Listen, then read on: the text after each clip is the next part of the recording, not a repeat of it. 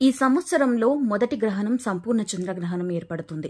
చంద్రగ్రహణం మార్చి 14న హోలీ పండుగ రోజు అంతరిక్షంలో అరుదైన ఘటన ఆవిష్కృతం కాబోతుంది. దాదాపు 2 ఏళ్ల తర్వాత సంపూర్ణ చంద్రగ్రహణం రాబోతుంది. సుదీర్ఘ విరామం తర్వాత బ్లడ్ మూన్ గా పిలిచే సంపూర్ణ చంద్రగ్రహణం మార్చి 14న ఏర్పడుతుంది. సరిగ్గా హోలీ రోజున ఈ చంద్రగ్రహణం ఏర్పడటం విశేషమని జ్యోతిష్కులు చెబుతున్నారు.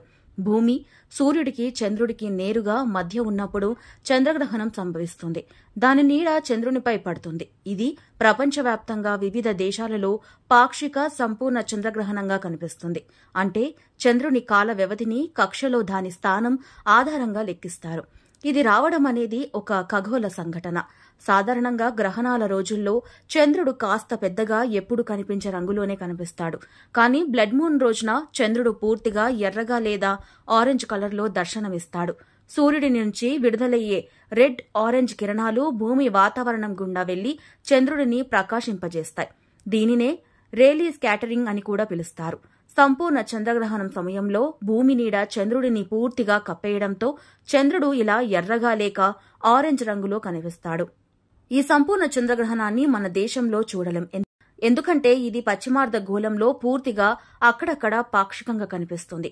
ఈ ప్రాంతాల పరిధిలో మన దేశం లేనందున పగటిపూట ఈ గ్రహణం సంభవిస్తుంది. అందుకే ఇండియా నుంచి ఈ సంపూర్ణ గ్రహణాన్ని మనం చూడలేమని శాస్త్రవేత్తలు చెబుతున్నారు.